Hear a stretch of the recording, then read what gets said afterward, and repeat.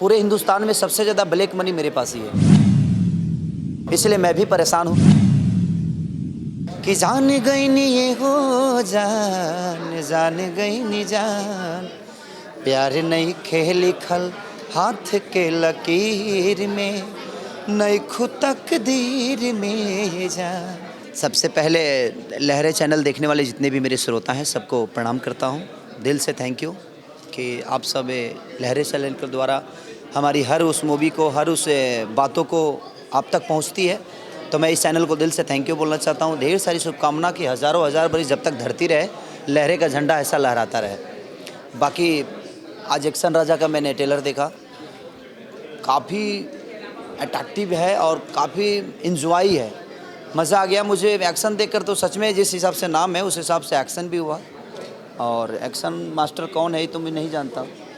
अरे action master कौन है जी? एक्शन राजा का एक्शन मास्टर कौन है? ओके, प्रदीप अखाड़का, नाम भी बड़ा अखाड़ा वाला है, तो लड़ने वाले नाम भी है उनका। और कमाल का एक्शन किया उन्होंने, वो देखकर मुझे बहुत मज़ा आया। किस तरह से आपकी फिल्म की बात करें, अभी हाल ही में आपने बाबरी मस्जिद की शूटिंग पूरी की है, कैसा अनुभव रहा है? बाबरी मस्जिद एक ऐसी फिल्म है जो थोड़ा सा कंट्रोवर्सी है, लोगों के दिमाग में कुछ अलग है, लेकिन वो ऐसा है नहीं। जब फिल्म आप लोग सब देखेंगे तो शायद आपको समझ में आएगी जी क्या है उसमें। और जहाँ तक देव पांडे इतने इंजीनियर हैं, वो बेसिकली इंजीनियर हैं, और देव पांडे पूरे इस फिल्म को बनाने से 6 महीने पहले से लेकर 6 महीने तक उन्होंने सिर्फ रिसर्च किया जब बाबरी मस्जिद की आखिर क्या है, क्या मुद्दा है। तो ऐसी कोई उसमें मुद्दा हम लोगों ने नहीं डाला है जिससे पब्लिक को कोई परेशानी हो और आम आदमी को कोई देखने में तकलीफ़ हो। और बाबरी मस्जिद एक नाम है और एक प्रेम कथा है, और हम इंसानों को जोड़ने का एक काम करेगा वो फिल्म। अगर कुछ हद तक कोई भी अगर एक दूसरे को प्यार करने लगे उस फिल्म के द्वारा, तो मैं सार्थक मानूंगा अपने जीवन को कि मेरे इस फिल्म से कोई तो सुधरा। इस फिल्म में आपके साथ काजल जी है, बैक टू बैक उनके साथ आप फिल्म कर रहे हैं। बैक टू बैक नहीं है, कहा है ना कि देखिए आज की डेट में काजल रघवानी सबकी चहीता है, और मेरी जहाँ तक सिचुएशन है तो मैं किसी हीरोइन के लिए रिकमेंड नहीं करता। मुझे जो एक्टर मिलता है उसके साथ काम करता हूँ। मैं सिर्फ म्यूज़िक में बड़ा इन्वॉल्वमेंट रहता है मेरा, बाकी चीज़ों में मैं इंटरफेयर डायरेक्टर के हिसाब से नहीं करता कि डायरेक्टर को जिसको लेना है वो ले, मुझे काम करना। हाँ, बस वो एक्टर होना चाहिए जो अच्छा परफॉर्म कर सके, मेरे फिल्म को उसके प्रति कोई नुकसान ना हो, तो मैं ये ध्यान देता हूँ। बाकी किसी चीज़ों पर मैं ध्यान नहीं देता कि हाँ वो कौन हीरोइन है कौन क्या है। जो मिलता है उसके साथ काम करने की इच्छा रहती है और मैं करता हूँ, अपना काम प्रॉपर तरीके से करता हूँ ताकि मेरे प्रोड्यूसर को, मेरे डायरेक्टर को कोई नुकसान ना हो। आपकी फिल्म आने वाली 20 तारीख को मेहंदी लगा के रखना, उसका एक गाना बहुत लोगों को पसंद आ रहा है, गुनगुना दीजिए दर्शकों के लिए। मेरे दिल की धड़कन ही गाना है उसमें कि जान गई नी ये हो जान गई नी जान, प्यार नहीं खेल खल हाथ के लकीर में, नई खुद तकदीर में जान।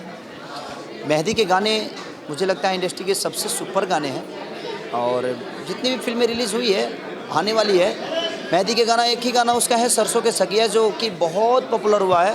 2 महीने में उसको कम से कम 60 से 70 लाख लोगों ने देखा है, और उस फिल्म में बहुत खर्चा हुआ है, इतना खर्चा किया। और रणजय रघुराज प्रोड्यूसर ही है, खर्चीले प्रोड्यूसर हैं क्योंकि फिल्म के लिए जीते हैं, और उन्होंने फिल्म इतनी अच्छी बनाई है। और काजल रघवानी परफॉर्म जो किया है उन्होंने, अभी तक उनकी फिल्मों में मैंने जो पहले उन्होंने किया है उस फिल्म में मैंने जो परफॉर्म देखा और इस फिल्म में देखा, दोनों में दिल्ली आसमान का अंतर है। उनके एक्टिंग वाइज उन्होंने इतना अच्छा एक्टिंग किया है कि हम सारे दीवाने हो गए उनके, और बहुत अच्छा काम किया है। और सब ने जितने जिसको जो रोल मिला था उन्होंने भली भांति इतना अच्छा किया है कि शायद हर फ्रेम में एक एक्टर ही खड़ा है। तो बहुत अच्छी फिल्म है वो, और मज़ा आया मुझे अपनी जीवन की।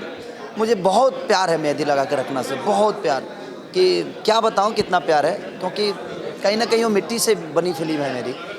और जो भी मैंने फिल्म इधर किया है सब एक मिट्टी से जुड़ा हुआ चीज़ें किया है, तो मुझे प्यार मिलता है पब्लिक का। तो मैं चाहता हूँ कि उस मिट्टी से ही मुझे प्यार मिला है, तो उस मिट्टी के लिए ही कुछ करने की कोशिश। सरसों के सगिया का 2 लाइन सुना दीजिए आप। हरी गलतार वैसे जैसे सरसों के सगिया ताजा, तध के लदहिया जैसे पुअरा के अगिया राजा। यही गाना है। 4 तारीख से आतंकवादी की शूटिंग। हाँ, आतंकवादी एक फ़िल्म ऐसी है कि एक लोअर क्लास का आदमी कैसे तंग होकर आतंकवादी बन जाता है और सिस्टम को, जो सिस्टम ने उसको टॉर्चर किया है, उस सिस्टम को सुधारने के लिए वो अपने आप को रास्ता चेंज कर लेता है। तो ऐसा हर आदमी नहीं करता है।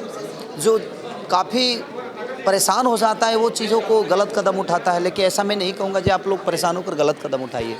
लेकिन कुछ लोग इस दुनिया में हर तरीके के इंसान होते हैं और उसी हिसाब से उसमें जो हीरो का कैरेक्टर मेरा नेचर कुछ ऐसा है। एक मास्टर का लड़का कैसे आतंकवादी बन जाता है अपनी चीज़ों को सुधारने के लिए, अपने सिस्टम को सुधारने के लिए, क्योंकि कोई आदमी पैदाइशी आतंकवादी नहीं बनता है, उसके पीछे बहुत सारे रीज़न होते हैं तब वो बनता है। तो एक कहानी है और उसको मैंने ही सजेस्ट किया था कहानी को, तो बहुत अच्छी कहानी है वो। और म्यूज़िक वाइज बहुत ऊपर है, कहानी वाइज। और आपके डायरेक्टर हमारे एम.आई. राज जो है काफ़ी सुलझे हुए हैं। प्रेम राज जी ने जो अभी तक जो भी फिल्में उनके प्रोडक्शंस हुई है सुपरहिट है।